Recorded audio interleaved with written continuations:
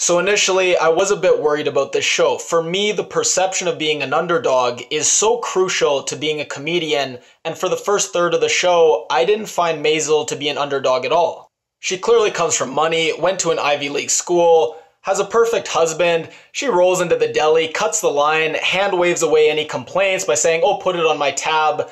And at that point, I'm like, she really needs to come back to the apartment and find out her husband's having an affair, which she eventually does find out. But at that point, when she made jokes about other people, it was funny, but it rubbed you the wrong way because no one likes to see someone at the top punching down. And also, when I realized the show was going to be about her starting a career in comedy, I thought comedy, especially 1950s comedy, is all about struggle and counterculture. And I'm like, Maisel, how with your charmed perfect life are you going to be credible as a comedian? It's about as credible as you starting a rap career. But then you start to see the cracks in her supposedly perfect life.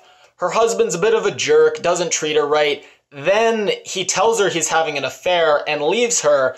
Then her parents are completely unsupportive. They both blame her for her husband leaving. The mother says she must have done something to deserve it. The father says it's her fault for picking the wrong guy. And you start to realize the same things that made her seem privileged are also a nasty double-edged sword with the pressure and the expectations. So even though her husband really wasn't good enough for her, and he was completely in the wrong, cheating on her and then leaving, her parents tell her she has to go find him and grovel and beg for him to take her back.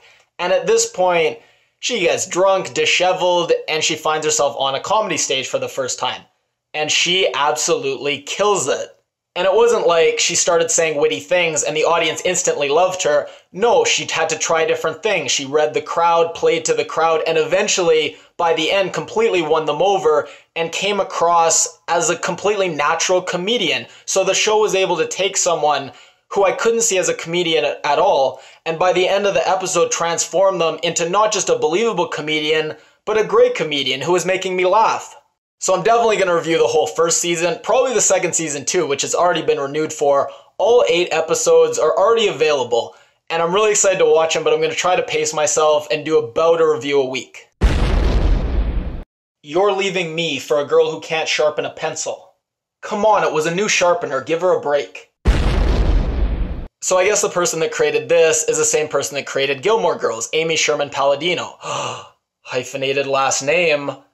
And I haven't seen much of Gilmore Girls, but I know that she's known for really snappy dialogue, and this show is no exception.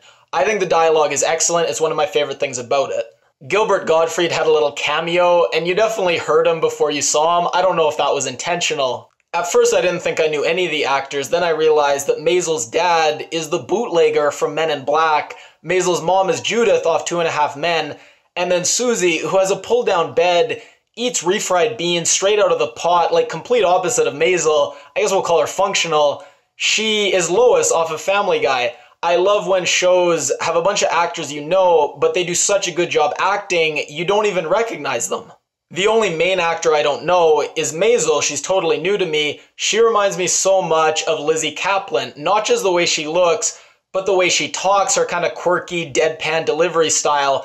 And Lizzie Kaplan, I'm going to say she's my favorite actress, so I couldn't be more happy with the casting. The show has some pretty hard-hitting Jewish humor. The mom says, "You're jealous of the rabbi? He was in Buchenwald, throw him a bone."